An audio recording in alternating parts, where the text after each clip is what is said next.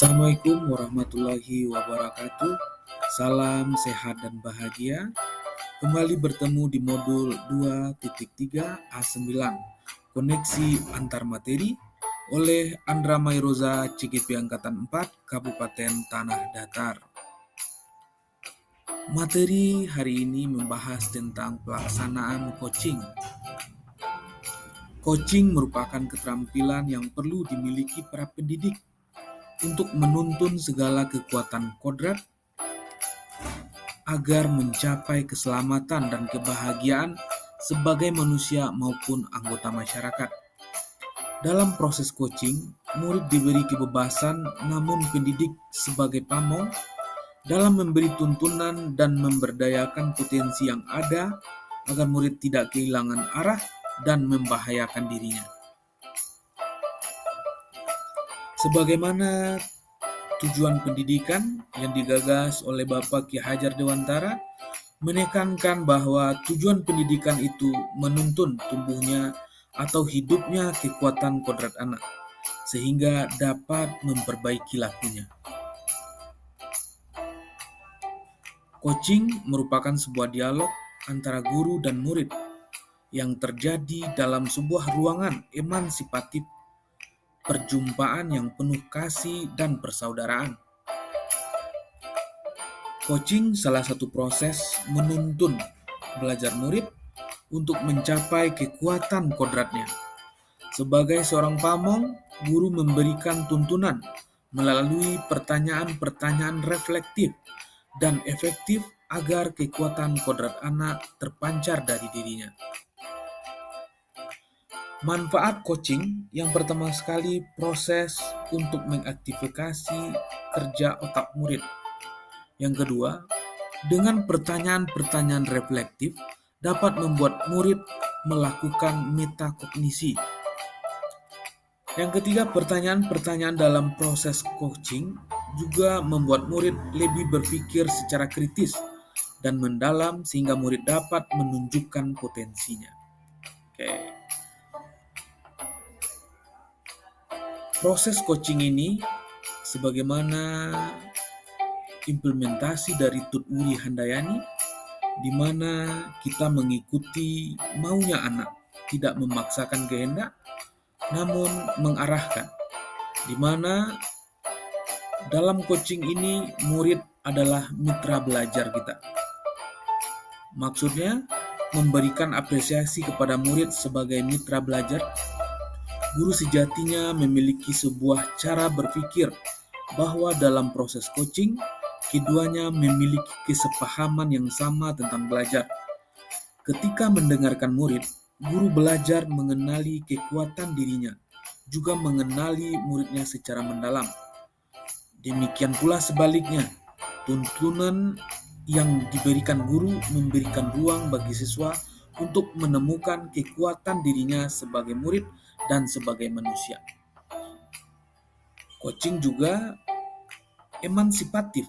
Maksudnya, proses coaching membawa ruang emansipatif bagi guru dan siswa untuk merefleksikan kebebasan mereka melalui kesepakatan dan pengakuan bersama terhadap norma-norma yang mengikat. Ruang emansipatif memberi peluang bagi murid untuk menemukan kekuatan kodratnya, potensi dirinya, dan kekuatan yang dimilikinya. Selain itu, coaching juga perlu kasih dan persaudaraan. Proses coaching sebagai sebuah latihan menguatkan semangat Tut Wuri Handayani, yaitu mengikuti, mendampingi, mendorong kekuatan kodrat murid secara holistik, berdasarkan cinta, kasih, dan persaudaraan tanpa pamrih, tanpa keinginan menguasai dan memaksa. Murid adalah seorang manusia yang memiliki kebebasan untuk mendapatkan cinta kasih. Coaching juga merupakan ruang perjumpaan pribadi, di mana proses coaching merupakan sebuah ruang perjumpaan pribadi antara guru dan murid, sehingga keduanya membangun rasa percaya dalam kebebasan masing-masing. Kebebasan tercipta melalui pertanyaan-pertanyaan reflektif untuk menguatkan kekuatan kodrat murid.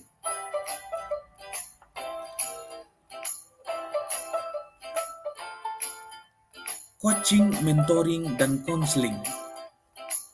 Ini suatu upaya bantuan namun memiliki pengertian yang berbeda, di mana coaching bertujuan untuk menuntun coachee untuk menemukan ide baru atau cara untuk mengatasi tantangan yang dihadapi atau mencapai tujuan yang dikehendaki. Mentoring membagikan pengalamannya untuk membantu mente mengembangkan dirinya. Sementara konseling membantu konseli memecahkan masalah. Hubungan dalam coaching di mana membangun kemitraan setara dan coachee sendiri yang mengambil keputusan. Coach hanya mengarahkan saja, coachee lah yang membuat keputusan sendiri. Sementara mentoring, hubungan antara seorang yang berpengalaman dan yang kurang berpengalaman. Mentor langsung memberikan tips bagaimana menyelesaikan suatu masalah atau mencapai sesuatu. Konseling merupakan hubungan antara seorang ahli dan seorang yang membutuhkan bantuannya. Konselor bisa saja langsung memberi solusi. Di dalam pelaksanaan coaching, perlu pendekatan atau teknik arti, di mana arti merupakan singkatan dari apresiasi, rencana, tulus, dan inquiry. Apresiasi merupakan atau dalam proses coaching seorang coach memposisikan coachee sebagai mitra dan menghormati setiap apa yang dikomunikasikan, memberikan tanggapan positif dari apa yang disampaikan. Apresiasi merupakan nilai yang terkandung dalam komunikasi yang memberdayakan. Rencana. Setiap proses pendidikan yang kita rancang pastilah bertujuan untuk mencapai sesuatu. Begitu pula dengan coaching. Proses coaching dilakukan sebagai pendampingan bagi coachee dalam menemukan solusi dan menggali potensi yang ada dalam diri, yang kemudian dituangkan dalam sebuah tindakan sebagai bentuk tanggung jawab. Tulus. Seorang coach hendaknya tulus memberikan waktu dan diri seutuhnya dalam melakukan proses coaching dengan sebuah niat dan kesungguhan ingin membantu coachee dalam mengembangkan atau pengembangan potensi mereka. Inquiry merupakan atau dalam proses coaching, seorang coach menuntun agar coachee dapat menggali, memetakan situasi sehingga menghasilkan pemikiran atau ide-ide baru atau situasi yang sedang dihadapi. Proses coaching menekankan pada proses inquiry, yaitu kekuatan pertanyaan atau proses bertanya yang muncul dalam dialog saat coaching. Pertanyaan efektif mengaktifkan kemampuan berpikir reflektif para murid dan keterampilan bertanya mereka dalam pencarian makna dan jawaban atas situasi atau fenomena yang mereka hadapi dan jalani. Untuk itu perlu sebuah sikap yang asertif, di mana teknik asertif dalam coaching merupakan sikap untuk mampu berkomunikasi dengan jujur dan tegas, mampu untuk menghargai dan menjaga perasaan orang lain. Ciri-ciri komunikasi yang efektif asertif itu, yang pertama, memahami gaya komunikasi manusia. Komunikasi untuk membangun relasi, memunculkan rasa nyaman dan percaya, menyamakan posisi dengan lawan bicara, serta membangun respect. Setelah itu, teknik yang digunakan adalah pendengar aktif. Pendengar aktif merupakan menghadirkan diri secara utuh di dalam coaching tersebut. Mendengarkan untuk memahami, artinya mendengarkan ini adalah bertujuan agar dapat memahami apa yang diinginkan coachee atau orang yang akan kita bantu. Dan kita perlu menghindari menilai, melabel murid dari sudut pandang pribadi, anggapan pribadi tentang situasi yang belum tentu benar, menghubungkan situasi murid dengan situasi pribadi guru di masa lalu. Setelah itu, coaching, coach perlu bertanya efektif.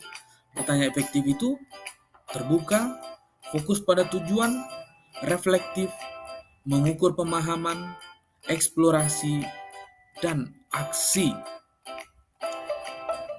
Setelah itu, coaching perlu dilakukan oleh coach, yaitunya umpan balik yang positif.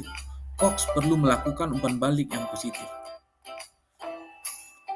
Percakapan-percakapan yang muncul saat coaching diawali apa, siapa, di mana, bagaimana.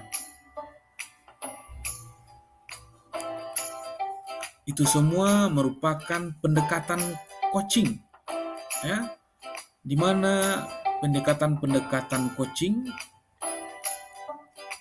diantaranya tujuan, identifikasi, rencana aksi, tanggung jawab.